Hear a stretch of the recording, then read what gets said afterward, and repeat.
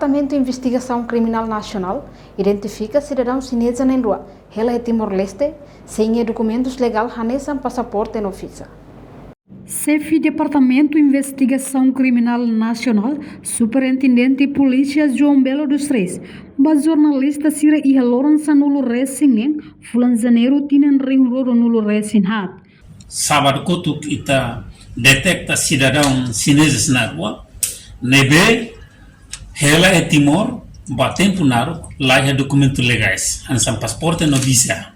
Tamane cidadão chineses na rua, né, dica segura, depois a identificação moto e apresenta para o Ministério Público, o insamak bele deporta, alcacila, sirafila para ser nação.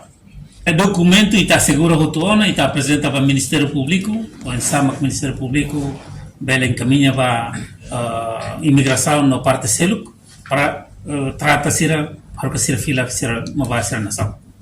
Sira nela.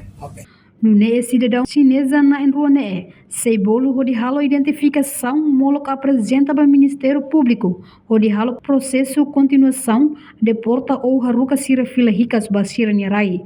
Reportagem Melania Conceição Televisão Timor-Post.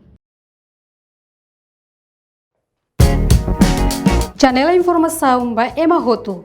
Atu atena informação atual dia Gliu, que tá halua.